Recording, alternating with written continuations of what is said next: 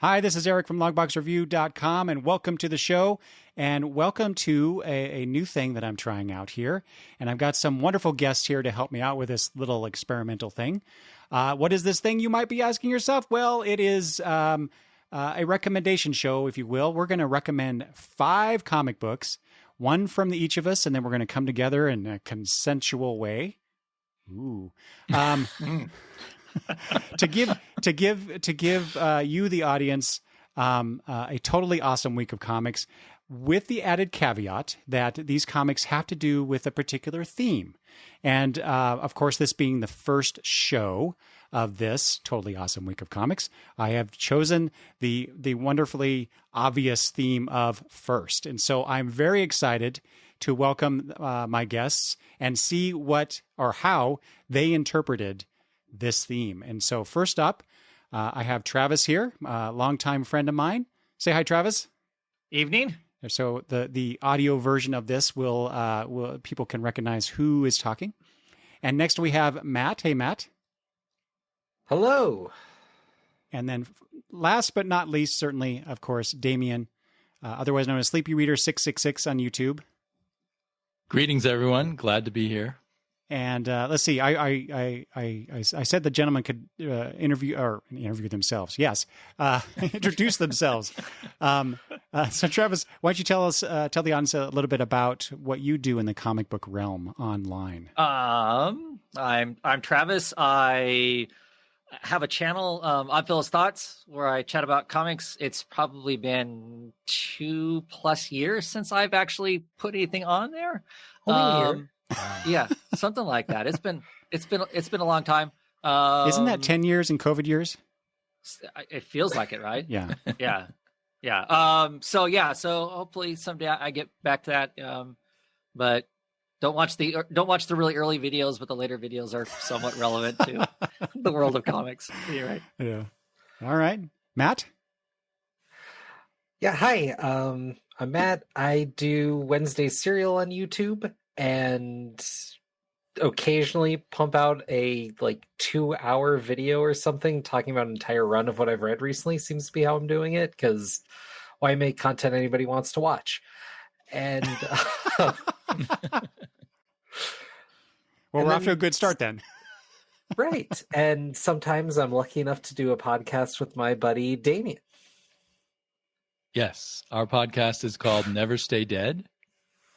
Oh yeah, Matt is the brilliant one who comes up with all the great theories, and I'm the one who keeps saying, "But let's talk about the plot too." Yeah, I love you guys' show. I like that. Oh, thank you.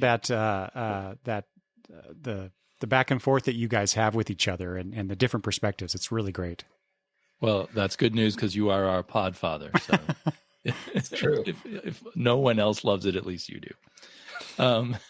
But you also do you have a YouTube channel as well. I have a YouTube channel called Sleepy Reader 666, which is very busy all the time. More content than any one person could watch. And always talking about comic books there in various ways. And you can follow me on Twitter, where I am apparently posting every comic book I read as I read it. Are you doing that 500, what is it, 500 comic the supposed challenge? 500 comics goal thing. Yeah, It's a hashtag. Yeah. I'm not worrying about exactly what number I hit. It's just a good way to share with all the other people who are posting what comics they're reading as they read them. What number are you at now? I think I'm up to 94. Yeah. So I'm finding I average 500 about... won't be a challenge, right? Sorry? 500 won't be a challenge, I should right? easily hit 600. I seem to do about 2 a day on average. Some days more, some days less. See, I feel like I finished 500 already. Really? Yeah. I've read a decade's worth of Daredevil in the last month, and I'm starting on some other stuff. Holy it depends mackerel. how you count manga. He grinds them up into powder and snorts them up his nose. It's much quicker that way. That's how I like my Frank Miller. Yeah. Oh, we're off to a good start. All righty. All right. Well, thank you all for doing that. And Travis, I was looking this up. The last time that you and I were on an episode of the podcast together was back in late August of 2020. So it's been a while. However, Damian and Matt were last on together in July of 2018. So we were talking about the Never Stay Dead podcast on that. Wow, we've been doing it a long time. That was live, right? And then Damian, the last time you were on my show. Now I've been lucky to have been invited by you to appear a few times on your channel. Good times. So this was the Star Trek Voyager Season 1 that we did, the overview that we did in February of 2021. Yes. So anyway. I'm looking that up. And you've been a bad boy on your Star Trek Voyager. Yes, I have. watching. Yeah. There's all other kinds of Star Trek I have to Too much watch Star Trek as well. Yeah. Alrighty, so let's get right into it. We're going to start our totally awesome week of comics. I will go first. I'm recommending what I'm referring to as the Monday book. Travis will do the Tuesday book. Oh, that works out. Travis, yeah. Matt will do Wednesday because he had the brilliant idea that he should be Wednesday, as he should. And then Damian will do Thursday. All right. So like I said, the theme here is first. And so what I told these gentlemen is to interpret that however they wish. It could be your first comic that you ever read. It could be a number one comic that you particularly enjoy and want to share. Or it could be some other way of interpreting what first means. And since was something that I did not explain very well at the very beginning when I asked these gentlemen to join me. I said I would go first and provide how I've interpreted this. So this is my choice here. This is E-Man #1 from First Comics. So I get a bunch of firsts with just this one book, and like it matters. This is also the first book in my long boxes in the E's. So it's a quadruple threat, triple threat. I don't know. It's a first threat. That's all I know. Are you guys familiar with E-Man? Have you ever heard of this? No. Yes. I've heard of the name, and that's about it. E-Man was created by Nicola Cuddy and Joe Staton. That's correct. Charlton Comics. And for some reason, Charlton Comics gave them the copyright. Yeah. So they owned it, and they took it around to different publishers over the years. Yes. Kind of a cult character when I came into comics in the mid 70s. Yep. Really? So that didn't just go along with all the other stuff that went to DC, huh? No, They somehow got rid I of it don't know earlier? how they finagled that. So that was in 1973, 74, I believe, when they started this, and I think they had a 10-issue run at that time. Okay. And but this issue #1 from First Comics was from it was published in December 1982 with a cover date of April 1983. And I'm not entirely sure how I acquired this. I found it somewhere. Anyway, so this issue is written by not Mr. Cuddy, but Martin Pascoe wrote this. Joe Staton, of course, did the art with inks and colors by Bruce Patterson and edited by Mike Gold. So E-Man is a particularly weird amalgamation of things.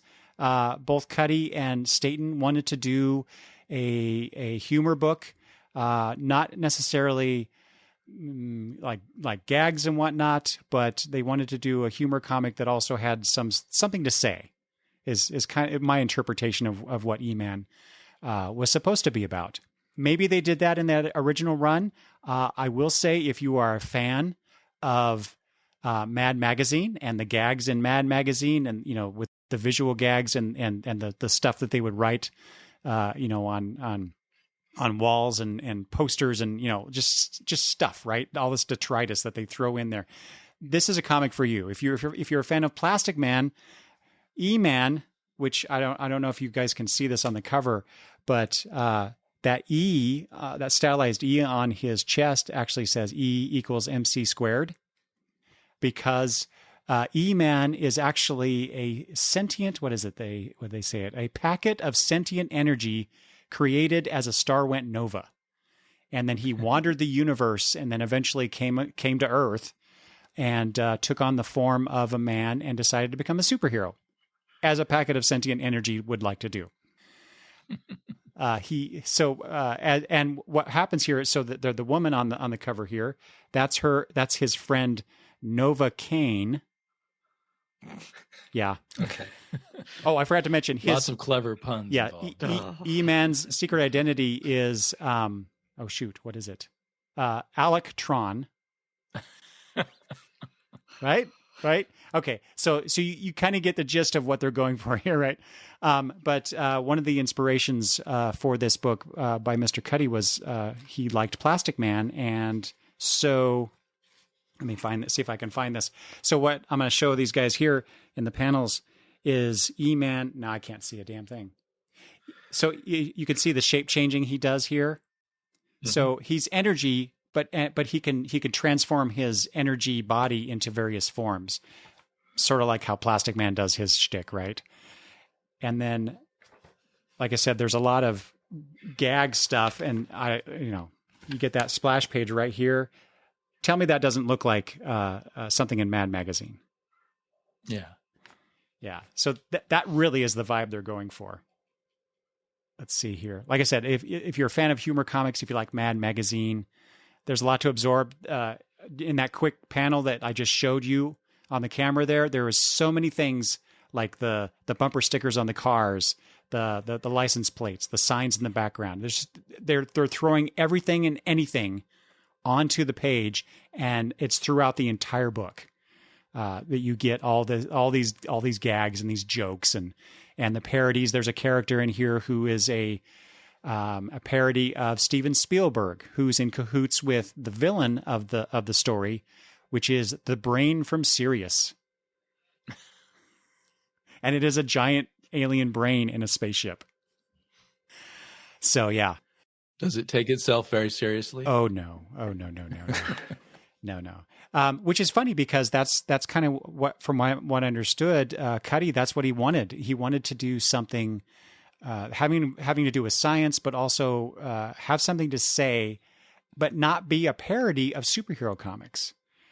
Like I said, I don't think that's the vibe that Martin Pasco was going for in this. So I find it really curious, because Joe Staton did the art for both. I wonder how that relationship went, because it seems like the two writers are doing different things. But I also have not read any other E-Man issues besides this one. I don't have any in my collection. So a couple more things, and then I'll be done. I'll hand it over to Travis. The letter column was called Email. So this is about 10 years ish before we actually, widespread public use of email. So right. I thought that was kind of cute. And then finally, I don't know if I can show this very well on the camera. These first comics around this time in the early to mid 80s also had gag hostess ads. And so, am I showing that right? So this is Raj 2000 done by John Byrne. And so it's as it says here, it's a divertisement for Twinkle's Cakes. So it's Raj 2000 versus Anti-Decay. So I don't know. I thought that kind of stuff was cute, but I will say I had my fill of puns. Puns and the I'll just say sophomoric humor that's in this book, but it was interesting to read something. Humor comics are not my forte, so it was really fun to read something that was outside my wheelhouse, totally unexpected. So, yeah, I've read a few Pascal versions and Cuddy versions, and I vaguely think I found the Cuddy ones better. Yeah, but I don't. It's so long ago. Yeah, I'd be really curious to read something that Cuddy actually wrote instead of Pascal. Nothing against Martin Pascal, just. Yeah. But either way, they were very silly. Yeah, very silly. That's, if you like silly comics, I get that's what you want to read, is something along the lines of E-Man. So, all right, that's my Monday pick. That was enough for me. Just the amount you said.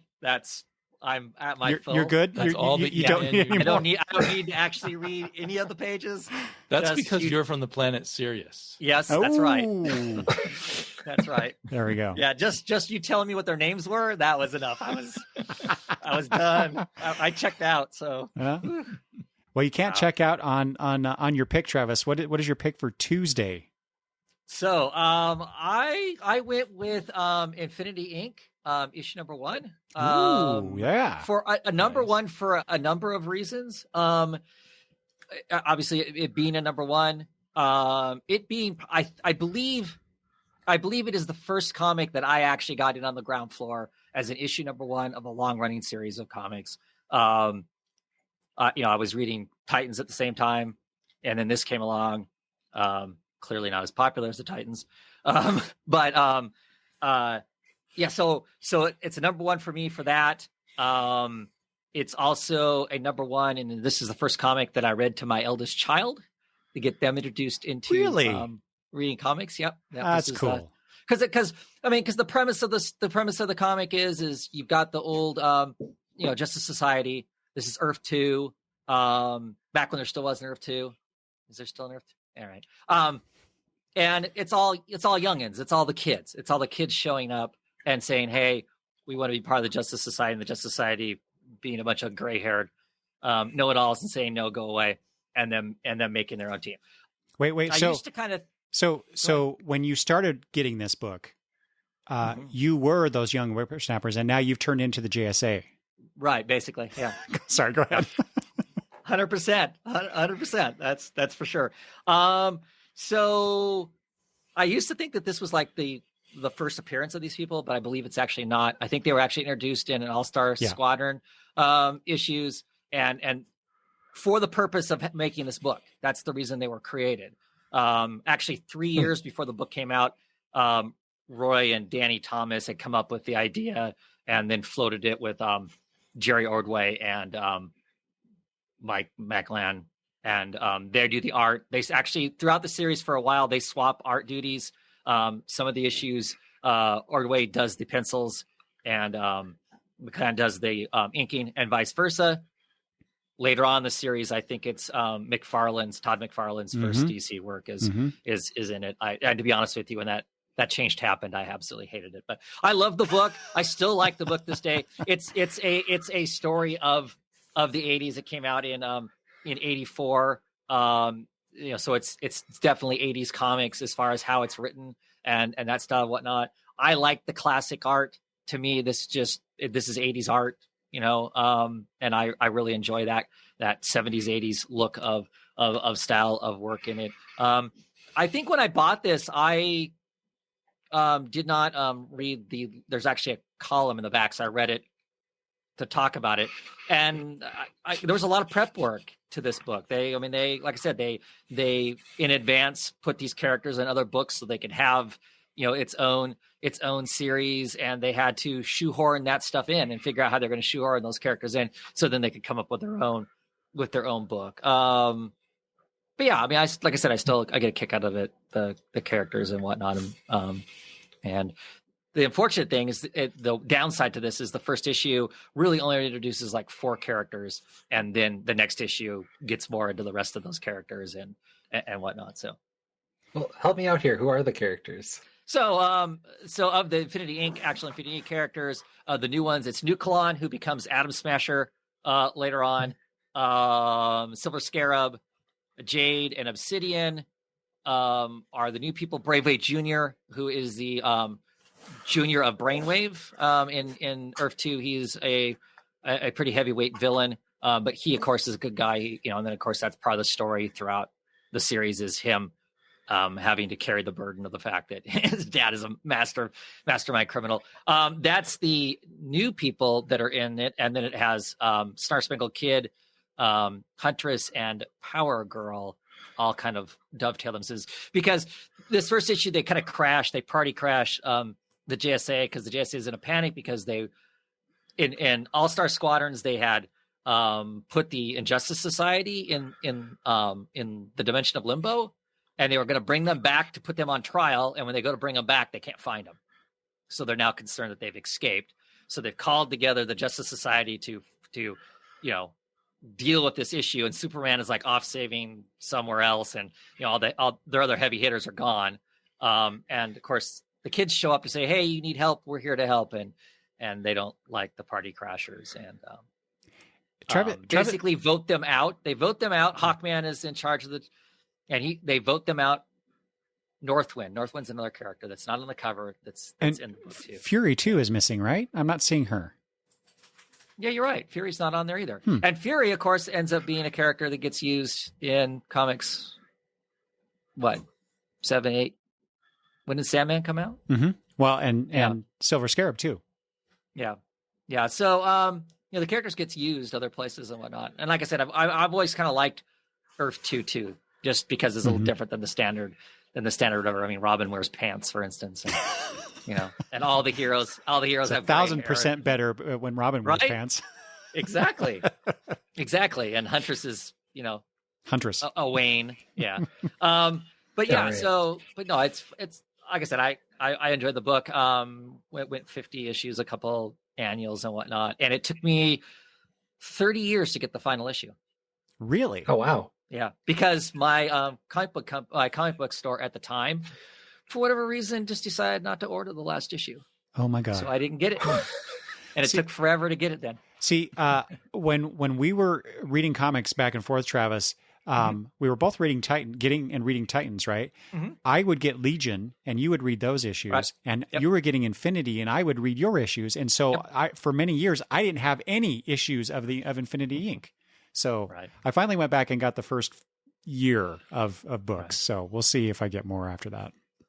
I assume it's pretty affordable to collect at this point. Yeah.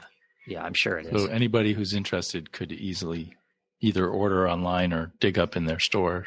Yeah. Mhm. Yeah, that's not Like I should be said, traded. for me, the big thing is I picked it up because it's the first comic read to my eldest. That's kid. a great. That's It's a really good first. Yep. Yep. Very good first. Yeah.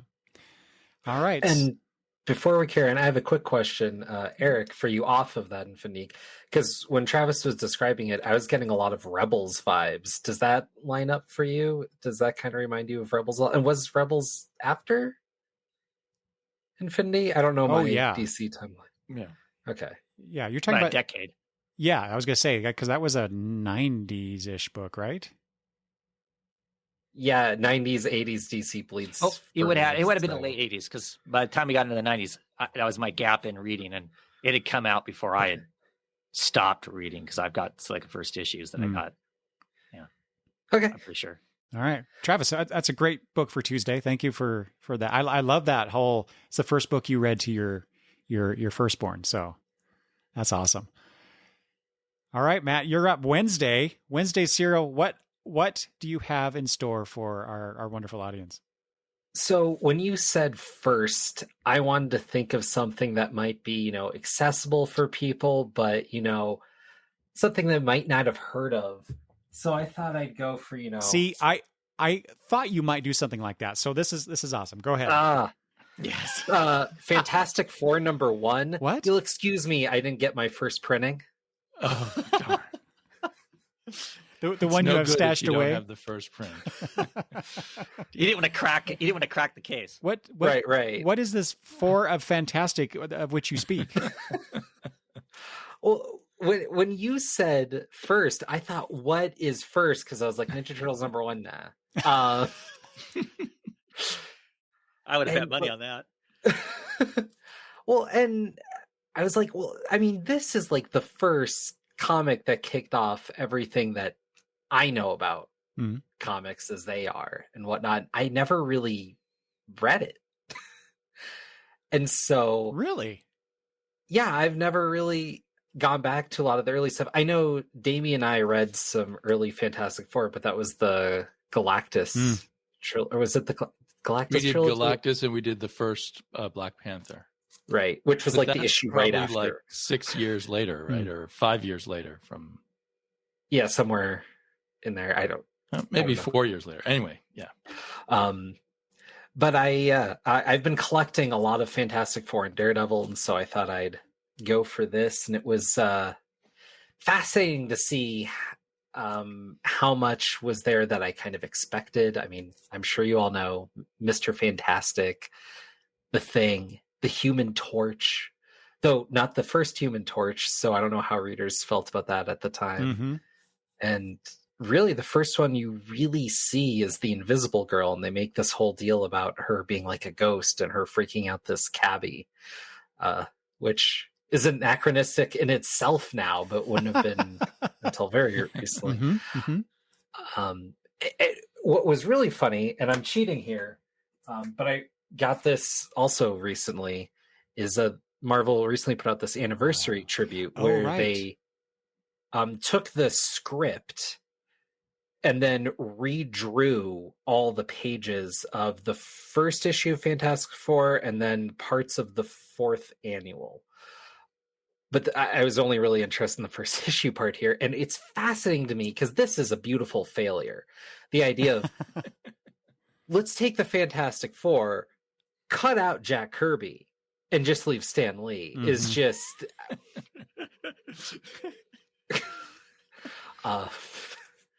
mind-boggling. But the comparison's actually really interesting. Like how Jack Kirby does the Human Torch in the first issue is completely different than how we see him normally, even later in their own run.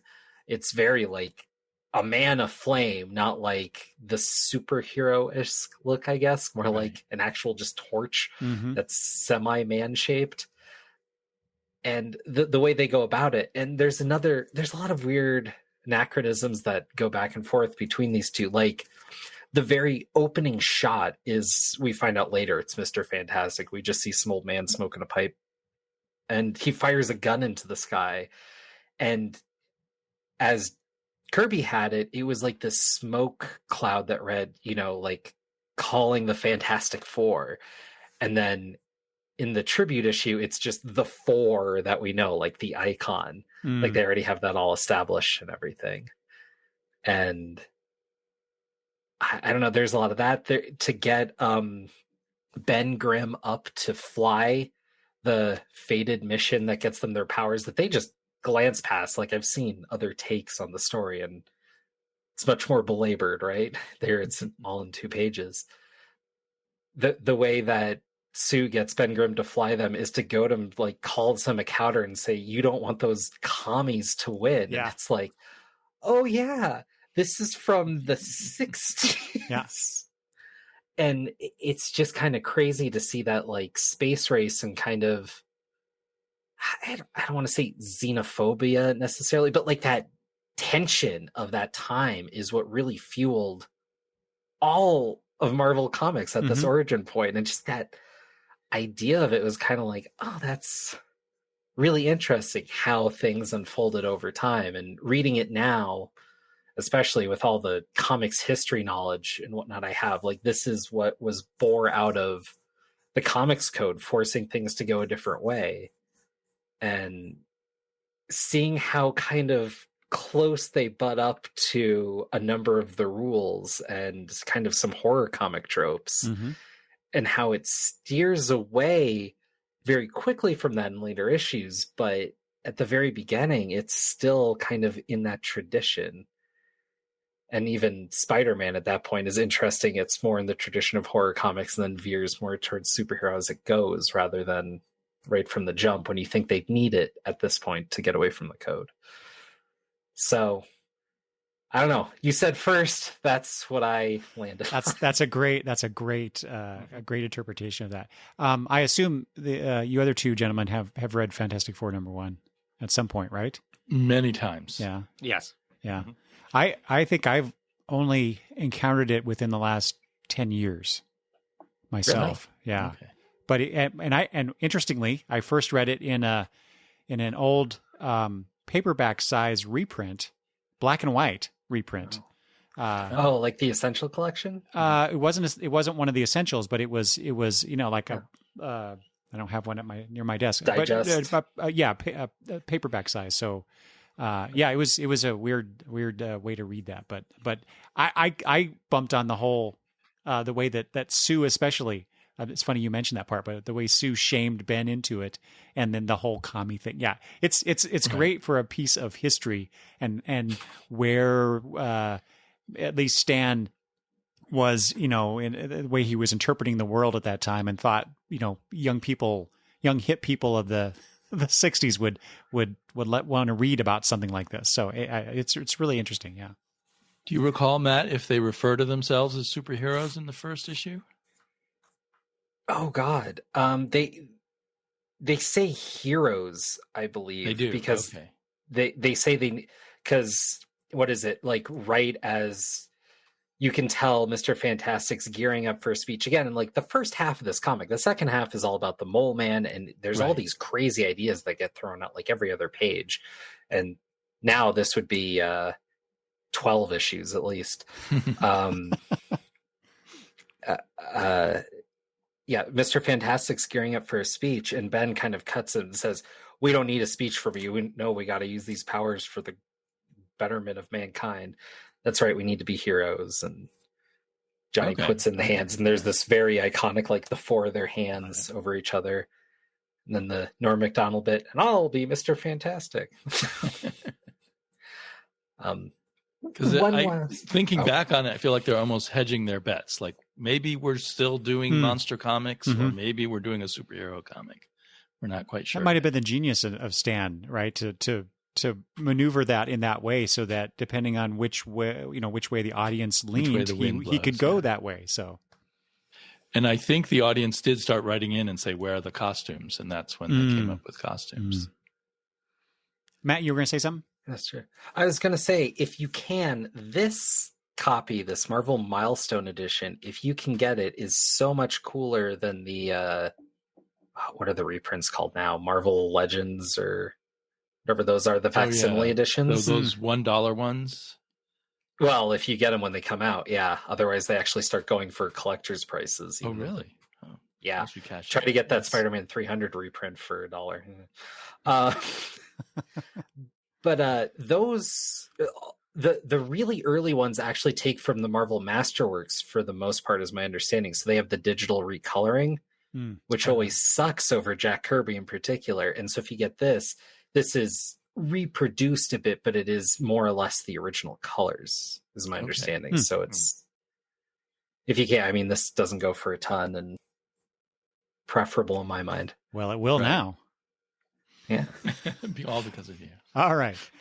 Like I said, great choice, Matt. How do you follow that, Damian, with Thursday's pick? With something really obscure. Great. Awesome. British.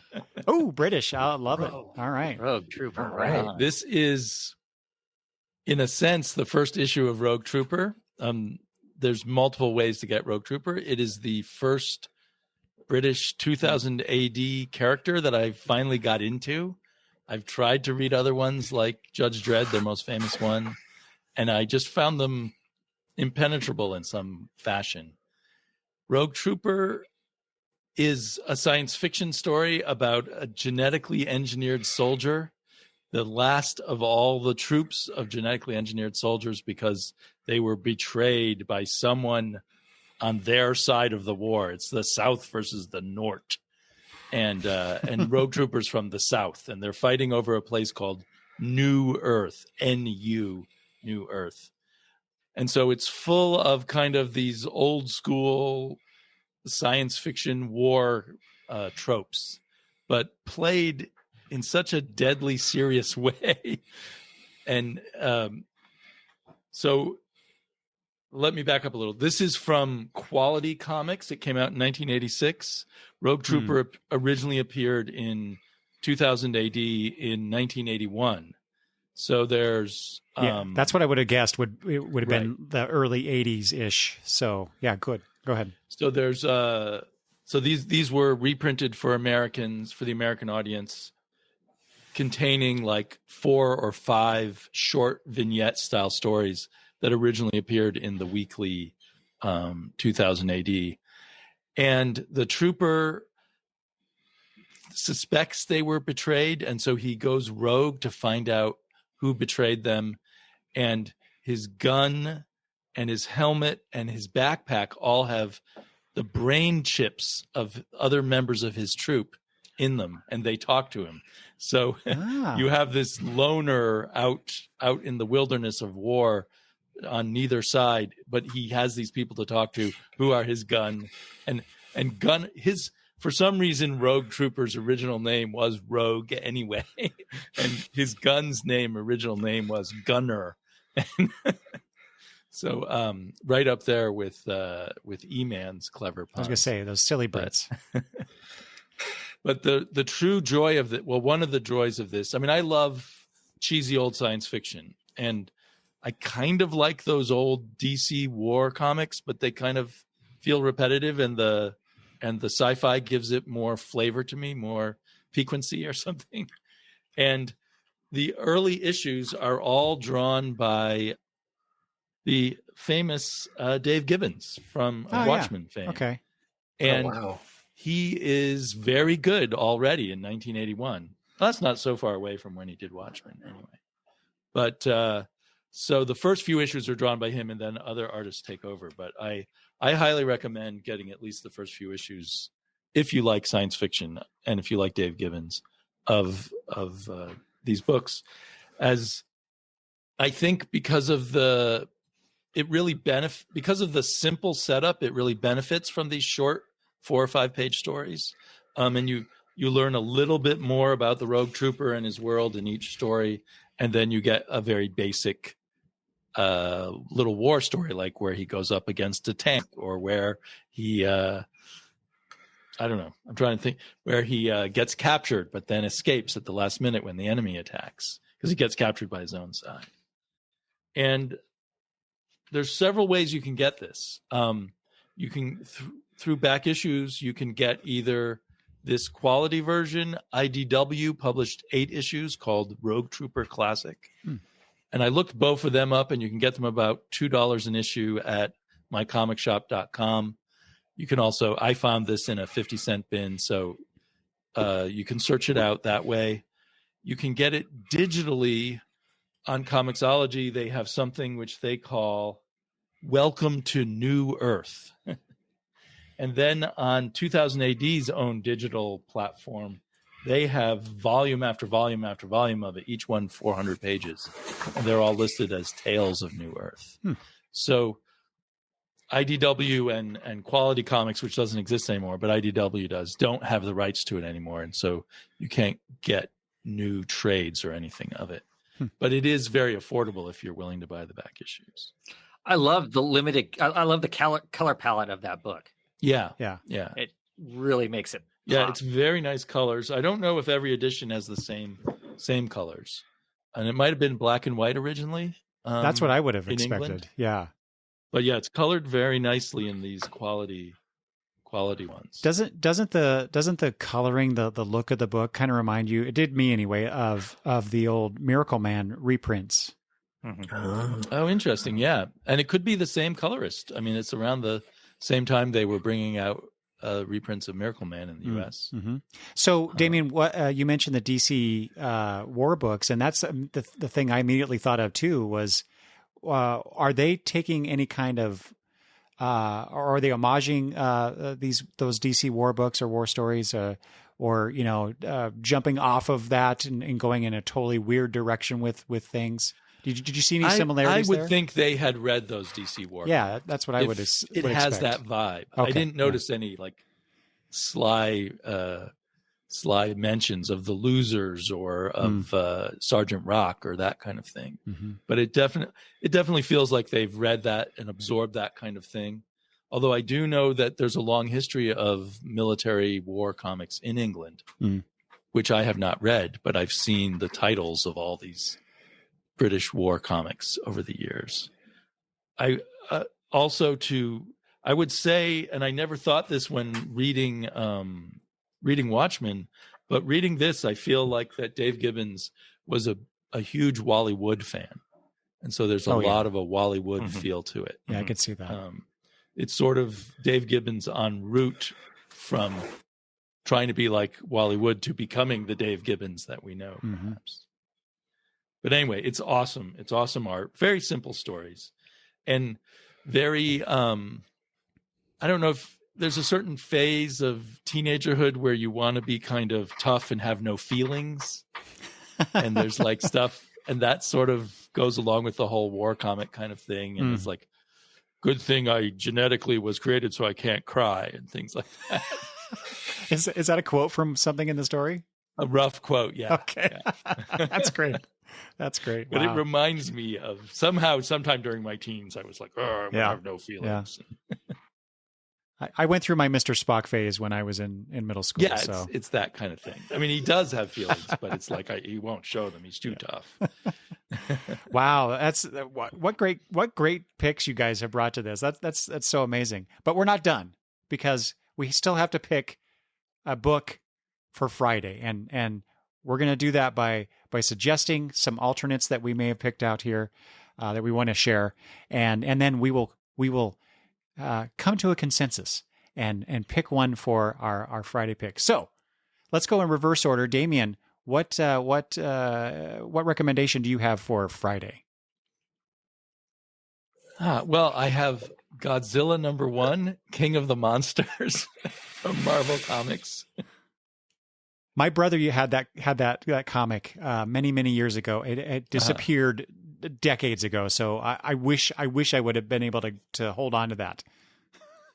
It was kind of the perfect vehicle for Herb Trimpe artwork. And a more obscure one that I highly recommend to everybody is Rima the Jungle Girl.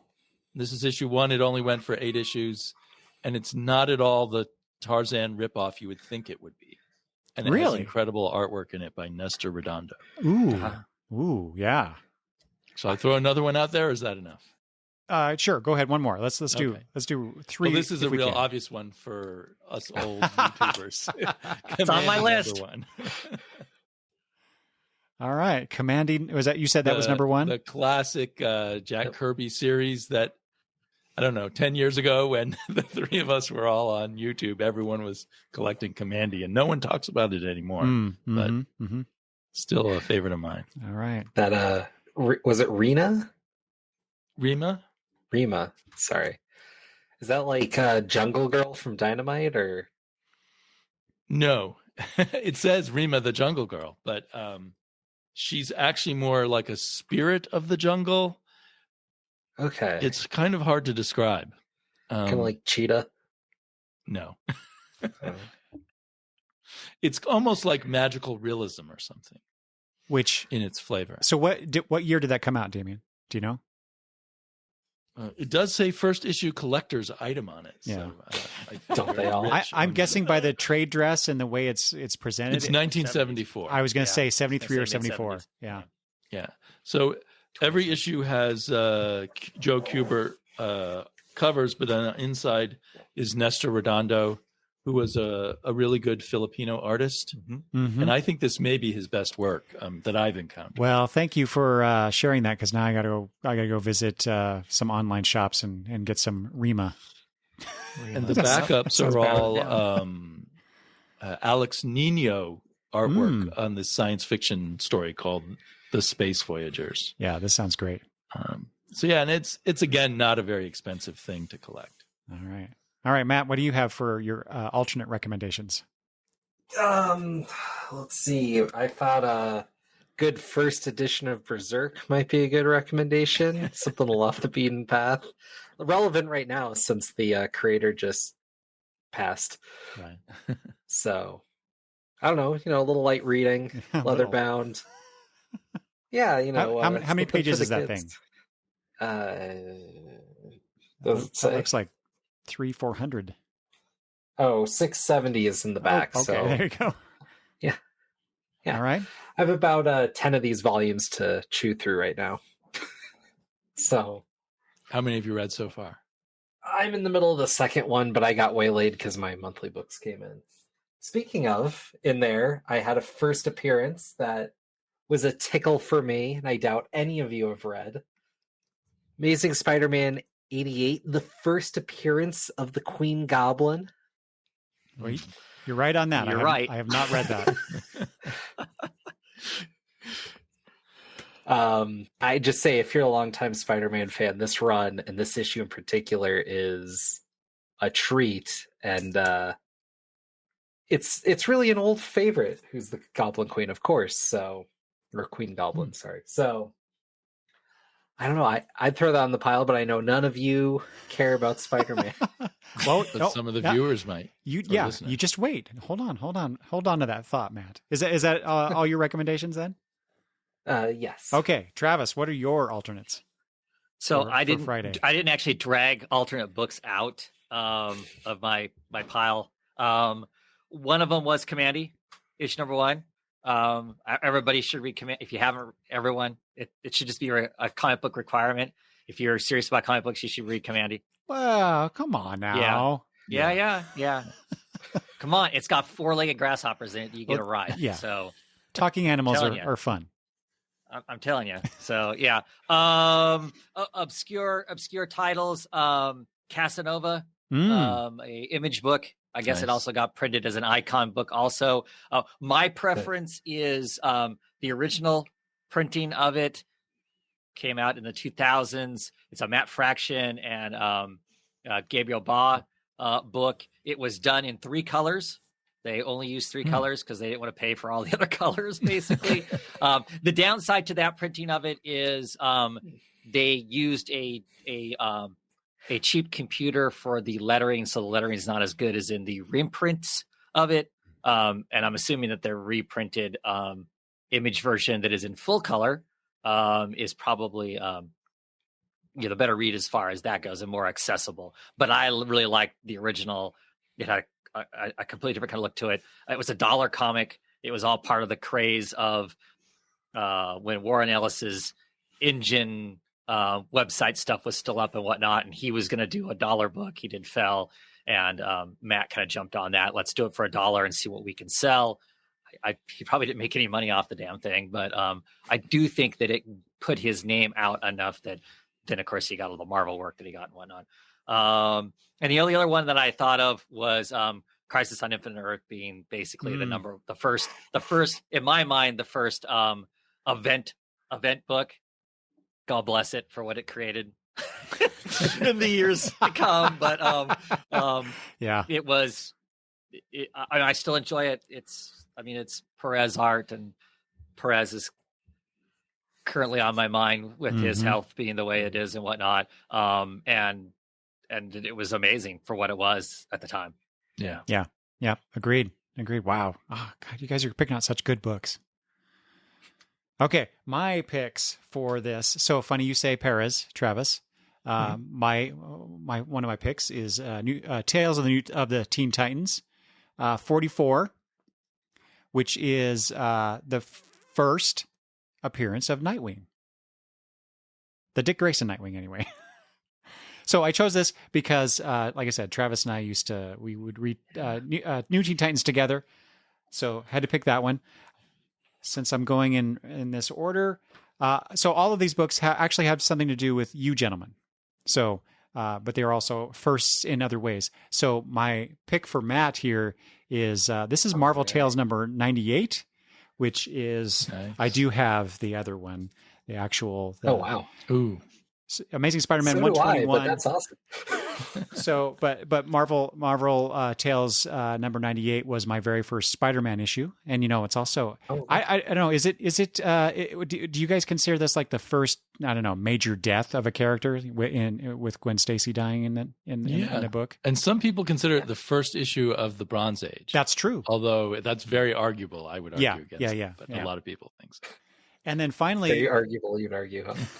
Finally, for the book for Damian is one of the very first, if not the first book that we ever got together and talked about on the podcast was Danger Club number 1. So we spent a good 4 hours going over that miniseries, at least, maybe even more. So and it's one of my favorite series to this day.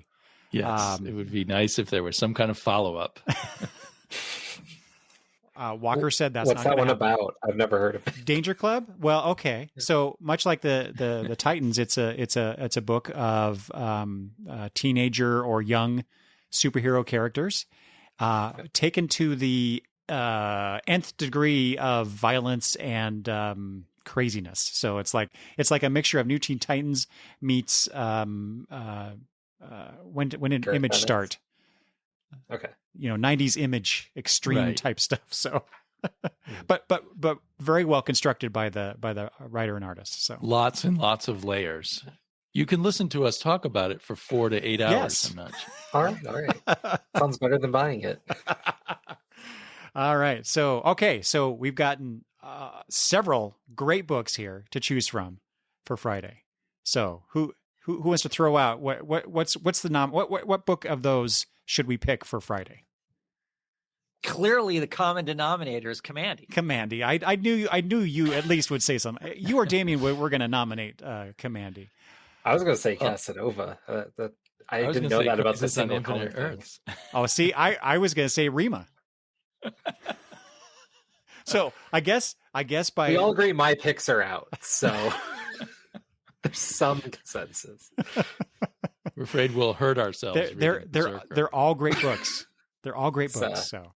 All right. So, yeah, it seems like Commandy, since it was chosen twice, maybe we should, obviously, Travis made a compelling argument for how important of a comic book it is to anybody who enjoys comic books. So, do you guys agree? Should we choose Commandy for Friday? Sure. I mean, you can't go wrong reading Commandy. Right? You really can't. I think that's debatable, but I will go with it. The work week. That's true. All right. So we've all talked about some amazing comics that you can go out and read and enjoy. So let's see. Let's run down the list again. I'll start off from Monday. My pick was E-Man #1 from First Comics. Travis, what was your pick for Tuesday? It was Infinity Inc. #1. And Matt, for Wednesday, Fantastic Four #1. However you can get it. That's right. Excellent. And finally for Thursday, or not Thursday, finally, but Rogue Trooper. All right. And then Friday, Commandy. All right. What a wonderful set of comics. Not just for the days, but see, you fill your weekend. See, that's why we're doing all those other ones too. Is then you can fill your weekend with it. So you got a totally, like I said, a totally awesome week of comics. Gentlemen, thank you so much for joining me with this and enduring my ranting emails back and forth, trying to explain this concept to you. But it worked out really well. You guys did great. You chose some awesome comics. So I think that's it. So Travis, why don't you start us off? Why don't you remind the fine folks at home where they can find you, where, if they want to interact with you and tell you how crazy you are, that Commandy is one of the best comics ever, or, something like that. Sure. So you can find me on YouTube at Oddfellows Thoughts. Also, if you really want to, you can harass me on Twitter too. That would be _Gaunt_man. And I highly encourage you to do that. Harass me? Harass you, yes. Yeah. He takes it well. All right, Matt, where can they find you? Where can they find stuff to watch? Yeah, I'm on YouTube at YouTube. Yeah, Wednesday's Cereal spelled like killer, not like the stuff you eat.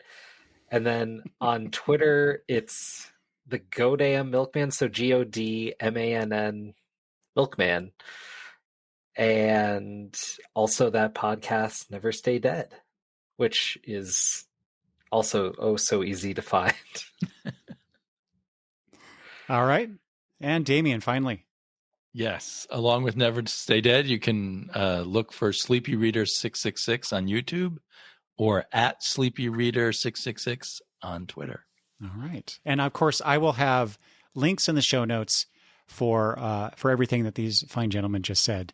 So you can definitely go harass Travis. And find I'm planning to do that right after this show. Find Matt and Damian's works as well. And for me, if people have forgotten already, you can harass me on Twitter, Instagram, Facebook, and YouTube at Longbox Review.